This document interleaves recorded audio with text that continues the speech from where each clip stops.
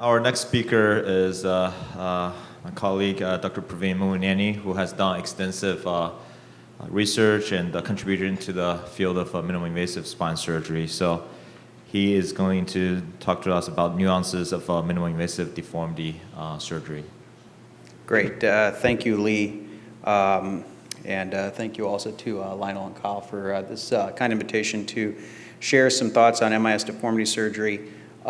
Rick Fessler helped with a lot of these papers that I'm about to show as part of our study group, so I wanted to acknowledge him as well. And I do have disclosures. My disclosures are here. So here are the questions. Who to do the MIS surgery correction for, what kind of inner body approaches to choose, when to go anterior, when to go posterior, and when not to do it at all. So we started looking at this some years back and put together an algorithm for when to choose MIS deformity, when not to do it. And that algorithm has evolved. Last publication of the evolution was in 2020. We're working on another version of this, the MIS TLIF algorithm, because the techniques that we use for MIS deformity keep evolving and keep progressing over time. So things that we couldn't do before, we can start doing now. The algorithm that was published in 2020 basically was completely dependent on the long cassette X-ray. And if you had a mild deformity, you go down the left side and do a decompression or maybe a one-level fusion. If you had a moderate deformity, you would end up in class 2 or class 3, which is primarily laterals and ALIFs combined with posterior percutaneous fixation. And if you had a severe deformity, you end up in class 4, where you end up doing it open. More of these class 4s are coming into class 3 as techniques are evolving. There's a lot of new techniques that are out there which are getting way more correction than what we thought we could get before. SIG proposed yesterday that you want to get your lordosis between L4 to S1, and really that is a big focus now of what we're doing. We try not to do the osteotomies and instead get the correction down low using hyperlordotic ALIFs or laterals. And this brings us to the next question. When should I go anterior? When should I go posterior? When should I go lateral? And this was another algorithm that we put together, and Rick and the study group from MIS ISSG helped us put this together. And we surveyed a number of cases and looked through what the experts were doing. And what we found was this. If you are trying to do surgery for a coronal curve between L1 to L4, the typical selection choice was lateral. At 4-5, you could go lateral and do an anterior column release, but there is some risk to that, and it's not the easiest case to do in someone who has a scoliotic curvature, especially if the curvature is tilted into the concavity. So sometimes people were doing TLIFs or sometimes they were doing ALIFs.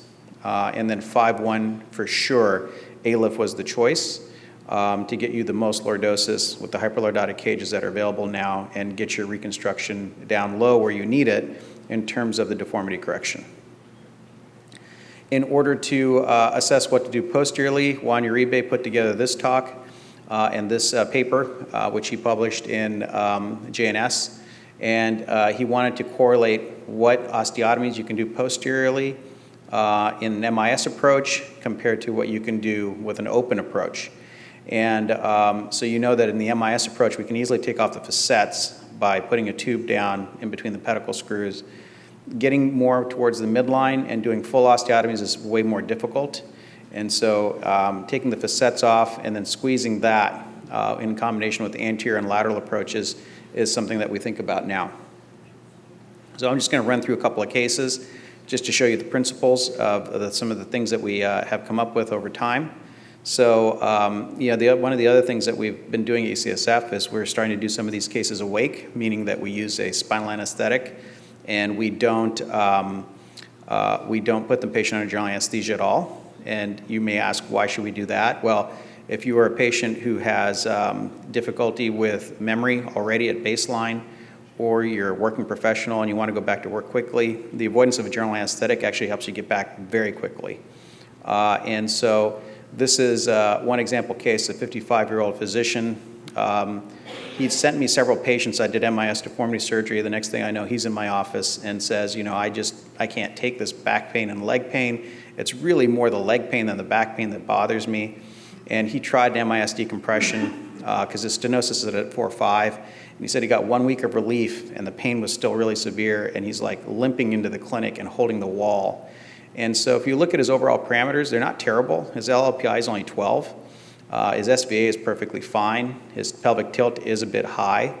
But really what bugs him is not the back, it's the leg. So, if we look at it through the interbody selection algorithm, it's at 4.5. He doesn't really need lordosis, so we didn't need to go anterior or lateral.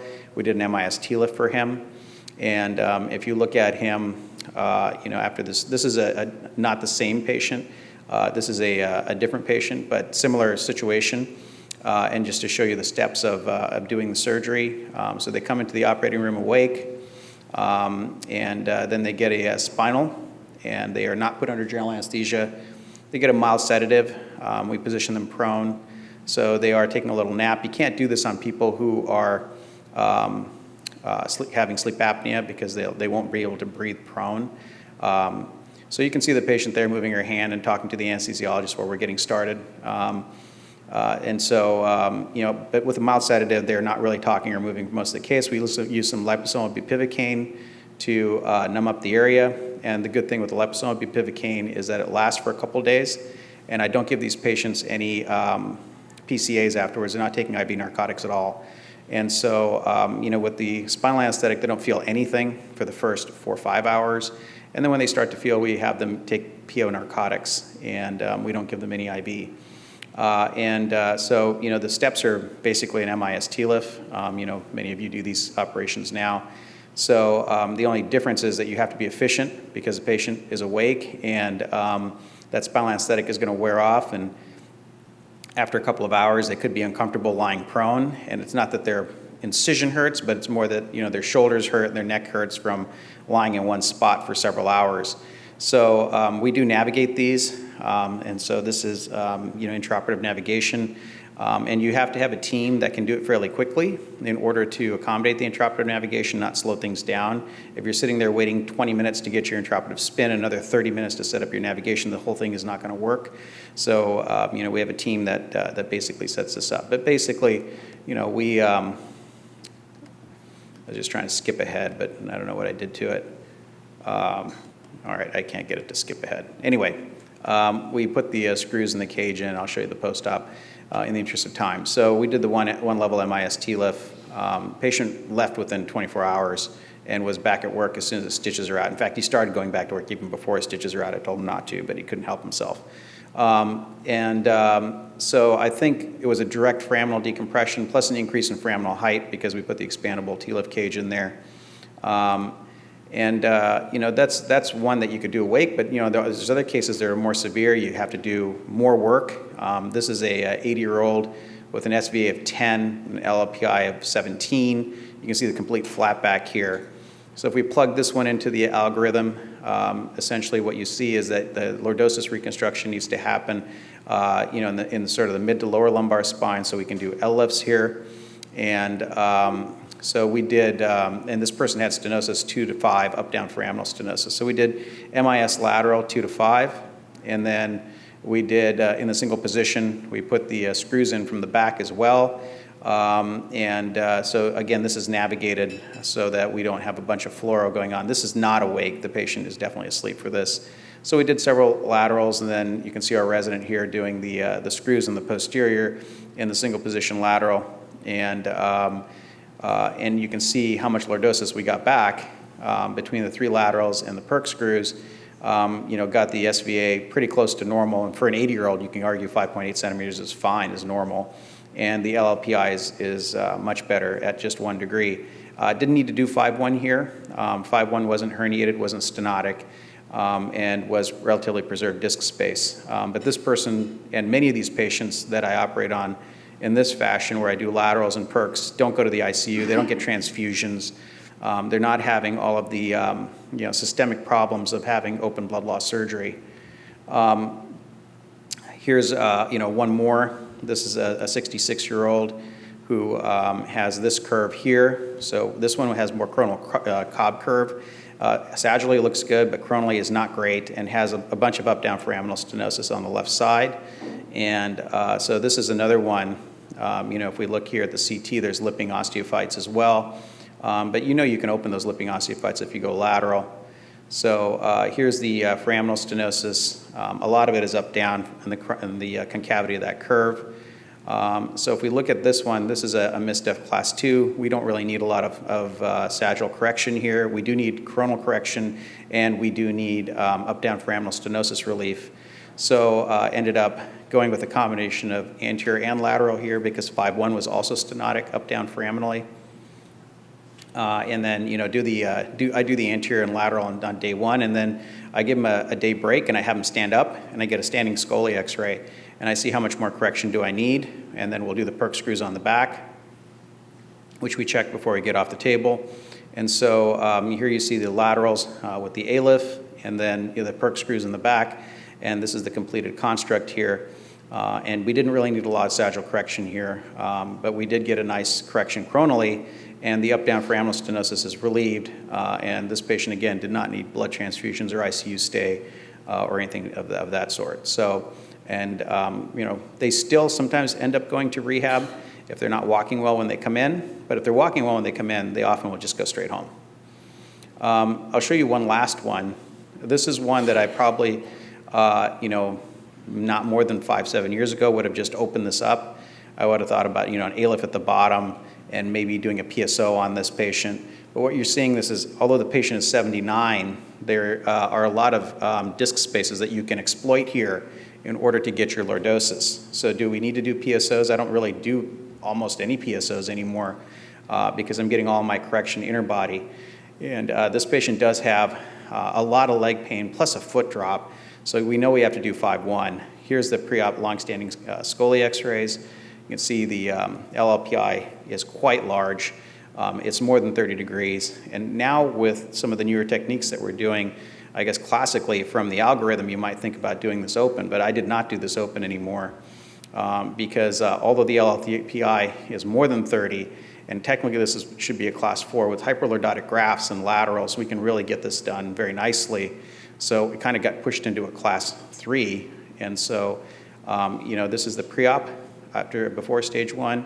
Here's with the laterals and anterior combination. You can see the degrees change 30 degrees, just doing it anteriorly, no osteotomy, and then perk screws in the back. And I did cut a little bit of the facets and pulled on 4-1. And, basically, we also put the MIS screws in perk as well. And with that, how do you put in the MIS screws perk? I mean, it's all navigated anyway. So, again, we've gotten pretty good with our nav to drop in the perk screws. And we found that, just one is good enough if you have an anterior inner body support at 5-1. And so, we can do all of this without losing any blood. And so this is the before, here's your after, and that patient didn't need any transfusions or ICU stay. And was fairly happy and ended up getting out of the hospital. So he's not perfect. He still has a little bit of back pain, but he's way better. And constitutionally he did really well because he's almost 80, not the healthiest 80, but he didn't have a lot of problems medically. So I think when you look at these patients, we have to think about, are there MIS options? Can you get your lordosis restoration down at the bottom 4-1? What can perk screws do for you? Can you avoid ICU stays? If they're only a single level, or even 2 levels potentially, you could potentially do them even awake. There's a lot of new literature that's coming out, and perhaps some of the ways that we're treating things today might be different in 5-10 years. Certainly my practice is way different than it was a decade ago. And so in conclusion, I'll say for 2-4, lateral is great. 4-5, yes, you can do lateral. It's not my favorite to do a lateral there. So there's some people who will complain of thigh numbness, weakness. Even though it's temporary, it's still something that bothers them. So I'll tend to do TLIFs or ALIFs there sometimes. 5-1, I definitely like the ALIFs. And currently in class 1, 2 through deformities, we can really manage them MIS with up to 30 degrees of lordosis correction and getting that lordosis correction with inner body support. And there's less and less PSOs that I'm having to do. And we'll see where this envelope gets pushed in the future. I do want to acknowledge the group at the MIS ISSG and Rick, who's here in the room, who helped with a lot of this work. Thanks very much.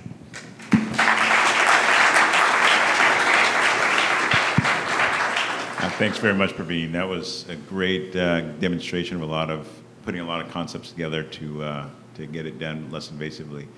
Tell us a little bit about how you manage incisions. Do you posteriorly ever do a single midline incision, then fascial perk, or do you tend to do perk through the skin along the way? I think that's a great question. I used to do a midline incision and then a fascial perk, and then what I would see sometimes is they would get a seroma forming, because what you do is you do that midline skin incision, you peel it all back, and then you go through the fascia. The seroma was forming in between the fascia and the skin. So I stopped doing that, actually. I ended up doing multiple little small incisions, and if I have to do an inner body, like a TLIF, or if I have to do facet resection, then I'll connect two of those little incisions and just do it through that.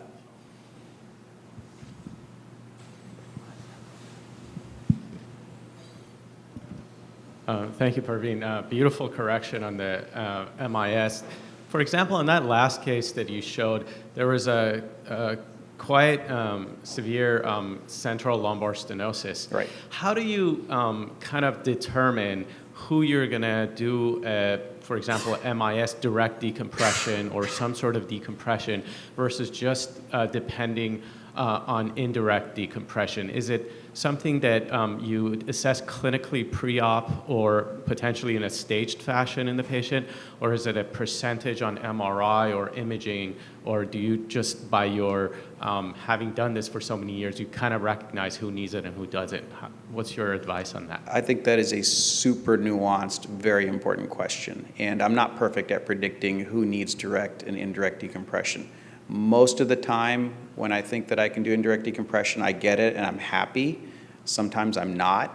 So in order to avoid having to come back to the OR, and I had a couple where I thought indirect would be good enough, and I had to bring them back, a month later, a couple of weeks later, because they said my leg still hurts. So now what I do is, and I don't know if this is right or wrong, it certainly is more expensive, is I stage them. And I do the anterior, and then the next day I get a standing scoli, and I'll get a post-op MRI, potentially, or a CT, depending on, and then I have them walk around. And I say, does it still hurt? And based on that, then I choose what I'm going to do in the back. But if I have any question now, I err on the side of decompression. So what I'll do is I'll actually connect a couple of the incisions at the worst levels and just take the facets out both sides. So though I'm not getting the central canal, if you take the facets out on both sides, it's usually enough. Yeah, I think doing an ALIF in a lateral position is time-saving because you don't have to go, and change the position from supine into lateral. What I have found is I get much more tall lordotic cages if I have the patient supine. Because what's happening is the gravity is helping to pull their spine back into alignment. So if I really need that lordosis, I will do the anterior with them on their back and then turn them on their side. And I know that wastes some extra time, but it's just in my hands I get a much better correction down low.